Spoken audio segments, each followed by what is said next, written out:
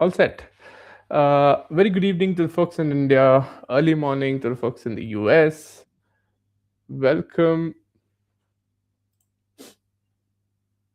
Just a minute.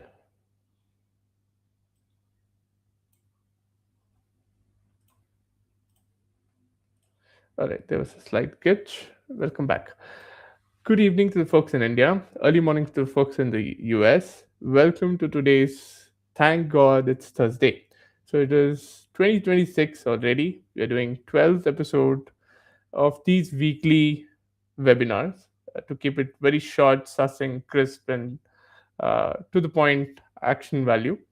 Uh, I'm your host today, Syed. I am from product marketing team at AccuKnox. We're joining this webinar with Jervin Jason. He is a senior solutions engineer at AccuKnox since 2023 till date. He single-handedly manages our marquee production customers in India, Middle East, and in the Asia Pacific regions.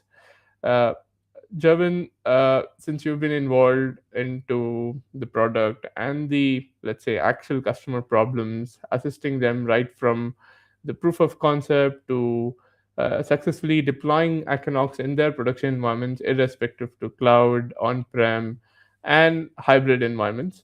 Javin, since we've been discussing on the topic of the CVEs, let's begin on the attack assessment and the relevancy of Log4j. Since it was discovered in 2021, why is it still relevant in 2026, and the implications if not resolved? Yeah, hello everyone. So let's start with the details about the Log4j. Right? So although it was found in 2021, at that point in time it was a big deal, right? Like you had this Log4j running on so many servers, and all of that was suddenly vulnerable, and attackers were in droves trying to find out uh, which endpoints are making use of it, which endpoints they can exploit. Right? And there were so many variations created in a short amount of time. Right? So even though it has been a few years later, you can still see attackers coming through the internet trying to find out some endpoints which are vulnerable to the Log4j attack. You can see it's having a score of 10 in CVSS 3.0. Right? Like it has the critical issue. It's mostly because this acts as the place which you can use as a foothold to perform any activity, right? Full system takeover, and essentially any remote code execution can be performed. So now if we talk about the details about how this attack is performed, we essentially have a feature in Log4j, which is used for lookups. Right? Now this lookup allow you to substitute a value during runtime in the logs that Log4j is essentially creating. Now, using this lookup, you can also get some remote values. So, those remote values that it gathers, Mhm. essentially, we have an attacker trying to uh, change that remote value, right? Like, let's say there's an LDAP server that is being used. The attacker who has access to it changes the uh, value of the variable in the server, so the next time the log4j is picking it up, it using the lookup function, it is getting the changed value, right? Essentially the malicious value. Now, this value change could be to a remote server. So the next next time the value is being looked up, the remote server gets called or a remote function is getting used. Can you go to the next slide, Hold on. Syed? Right. Before I go there, Javin, with respect to, let's say, the Java-based environments getting compromised, is it still possible that AccuKnox can resolve this attack in runtime? Yes. Oh. I'll talk about that in a bit more detail after this Mm-hmm. CVE2. But Sure. essentially, any RCE attacks, Equinox is going to be able to help with preventing those from being exploited. Okay, so you can see the exploitation, how it happens. And as we just discussed at the start, this is still a widespread vulnerability that attackers are looking for because of the effectiveness that it has, if they find. Okay, I think we can go to the second CVE that Next we. CV. Okay. Moving to 2022, CV 2022 22536. The critical 10 by 10 score, a perfect 10, which means very, very, very disastrous, and if not resolved, millions and dollars of uh, worth cloud assets and the secret files getting compromised. So, how to stop this from happening is the first question, Javin, that the audience will look for. And the second would be for, let's say, users getting their authentication bypassed, how to stop that as well. Right. So let's take a quick look at how this actually functions. Right. So if you take a look at the backend, like you can see that this app web dispatcher is vulnerable to request smuggling and request concatenation. Right? So if you check the details, right, have done a quick explanation in the next slide where we talk about the HTTP request smuggling. Mm-hmm. So in the request smuggling, we are essentially sending a request Mm-hmm. using HTTP, wherein there is an additional request present inside it.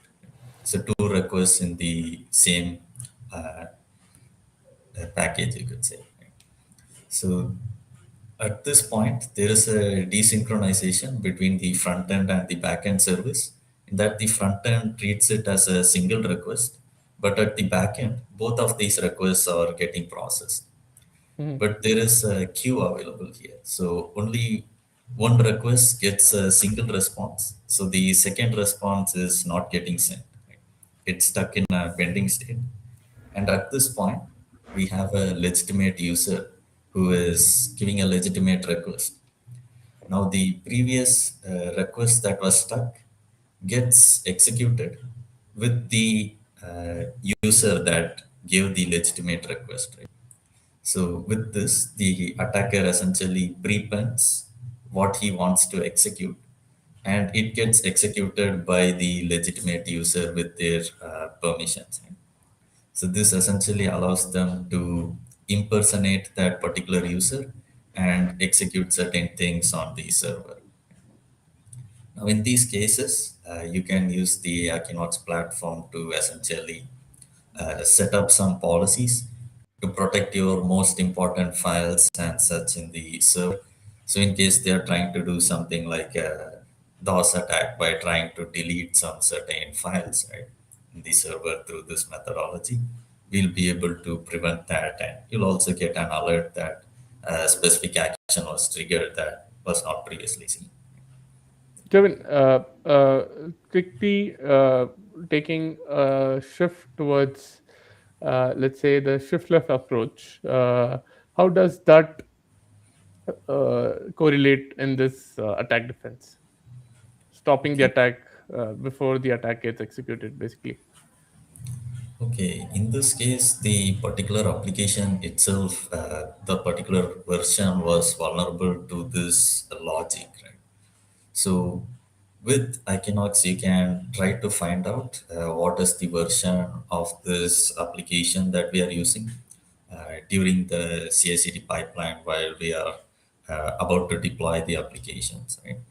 Or if we have an update pipeline. So Equinox can scan the application at that point and let you know that this particular CV is present in it. So we can essentially update those components to make sure this logical flaw is not present. Got it. Got it. Wonderful. So, Jovan, in the interest of time, since we're 10 minutes into, moving ahead to one of yet another pressing CVE of critical score 9.8, remote code execution attack, RCE attack, on the Spring Web Flux. So, how does this Tomcat version got compromised? How does AccuKnox come to the defense? And how does it correlate with Log4j as well? Like people call this as Log4j 2.0. So yeah, over to you, Javin. Okay. So yeah, most of these CVs that we're looking at today are going to be correlated with RCEs, which explains their higher score, right? So in this case, it's happening because of the data binding, right? So if we go into a bit more detail about this particular one, the data binding is essentially being used to get some request parameters from the HTTP request. So if you take a look at the typical usage that I have captured here, so the typical usage is when you want to extract those parameters from the HTTP request. But at the same time, this also allows the access to class variables inside it. So what attackers can do is they can access these class variables, and this in turn allows them to access the child properties of that particular object or class variable. So with that, they they are looking at all the properties of that specific class, and while sending the request, they essentially uh, send a request specifically designed to create an object that can then be used to execute certain things. An example would be having a class that has functions to create a log file, and then you send this payload, which essentially creates an object in the server for the log file. And when you open that, let's say, browser, it gets executed.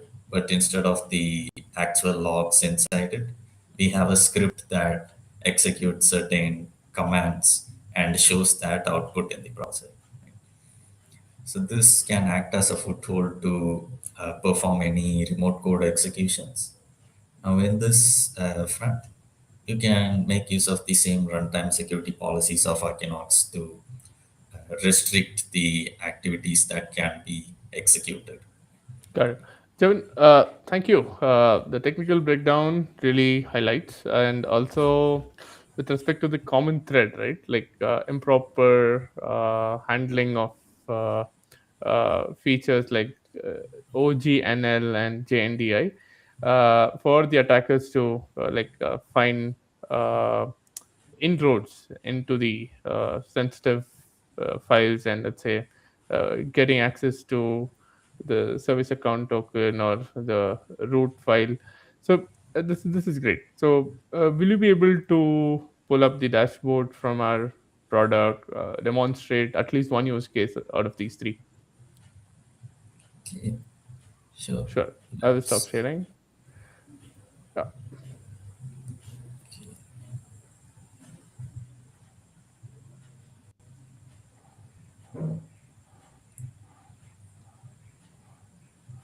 Okay, I have gotten the share request, allowing it now.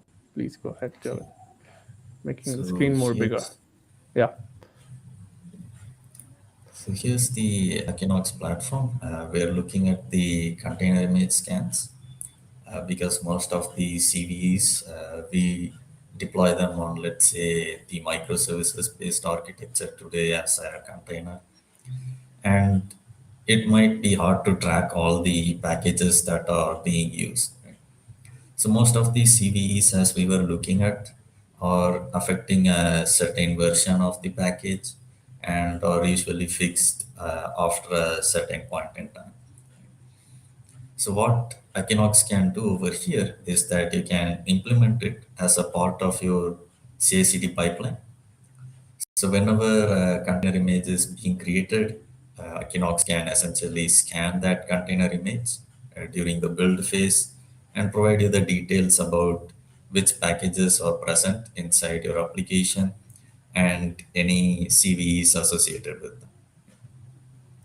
Now, taking our example of the CVEs that we were looking at, right?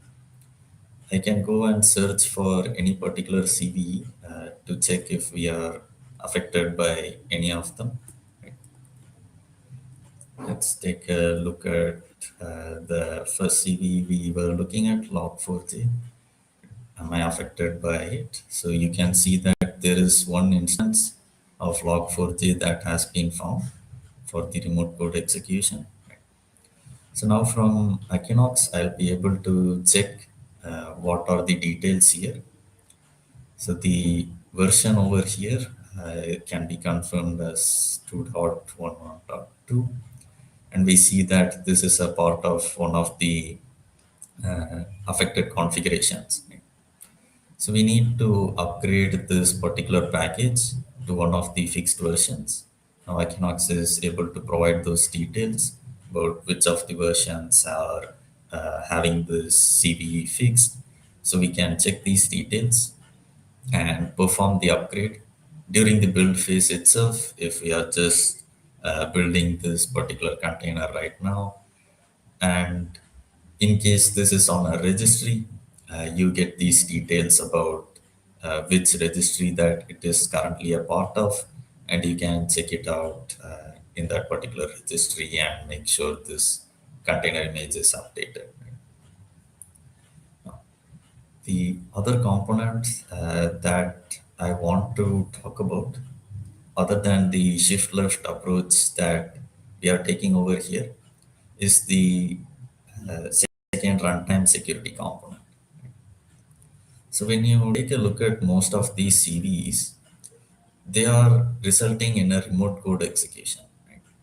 So other than the CVEs we covered, we also have this attack in Confluence with an OGNL injection. So this essentially is a pretty simple attack where you craft a HTTP header with the code that you want to execute embedded in an OGNL. And because of the vulnerability, it just gets executed on the server. And similarly, you have another attack with GNU Bash over here. Right? This was a widespread vulnerability since Bash is used in a lot of places. And this might be better known as shell shock. So this happened because of attackers crafting some environment variables which start with these brackets, essentially a function. So when you export this function to Bash and add some extra code at the end, whenever Bash is essentially invoked, it executes the code at the end of this function. So this was found out, and we had fixes applied to it. But as you will also be able to confirm from NVD, the original fix was incorrect, and there were still some changes that needed to be done. So you cannot always be sure that a particular CVE that we detect is completely fixed in the next version. Right? And especially with RC attacks, we want to make sure that we are not vulnerable to these. So in these cases, we can protect against these types of attacks by making use of AccuKnox's runtime protection component. So you essentially have this runtime protection agent, KubeArmor, deployed in the Kubernetes cluster over here. And it is capturing all the details about the application executions. So you have the full view of what is happening, the files getting accessed, processes getting executed, and any network connections that get triggered inside this particular workload. Right? Now, what AccuKnox can do with this runtime security component, it can identify that this is the default behavior and create what we call a discovered policy. So here is an example for WordPress. You can see that these are the executions that we found inside this particular container. So we have certain processes that we want to allow, since these are required for the application to run, and some network protocols being allowed for certain processes. Now I can confirm that this is the baseline behavior of this particular container, or if I think that certain things need to be not allowed, right? In this case, something like SSH. Yeah, this might be something that a developer might have triggered in this case. Right? So I can just edit these particular components and remove those rules from here and apply this policy. So at runtime, this will ensure that any behavior that deviates from what we just specified in the policy, right? Anything that AccuKnox had detected in the app behavior, those deviations from that behavior will be denied, and you can get an alert for it. Right? So you can have it in a deny mode or an audit mode, and you'll get alerts accordingly that there have been deviations from this, or you will get a block event that a certain activity has been blocked. Right? So through this method, we can make sure that only the necessary uh, processes or network connections are allowed for a specific application, and any other deviations or new behavior that we see gets denied by default. So this provides a powerful protection against the RCE attacks, where attackers are trying to run some arbitrary code on your machine, and you find out that this code execution cannot be fixed because there isn't a fix available, or you don't even know the vulnerability yet. At these points in time, these policies ensure that you get alerted whenever someone tries to, let's say, modify some important files or try to access files that previously were not seen. It provides both visibility into those malicious activity and also protects against them. So that is how AccuKnox will be able to protect against these top 5 CVs, ensuring that you are secure at all times, right? With two-layer protection, one to make sure that your deployments are secure, and at the end with the runtime security approach, making sure that uh, any vulnerabilities that might be still existing that we even don't know about cannot be exploited by attackers. Okay.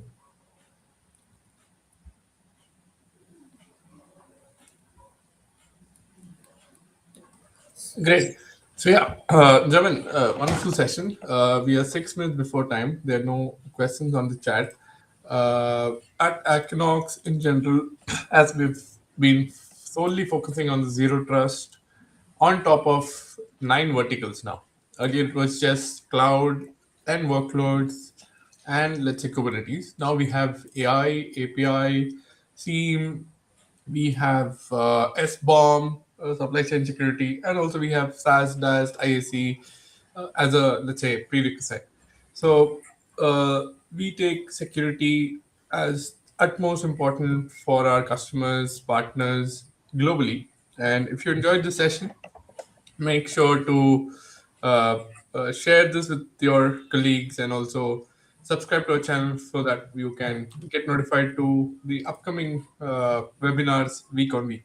Wonderful session, Javin. Really appreciate your precious time for the audience and the community. Thank you very much once again. Yeah. Thank you.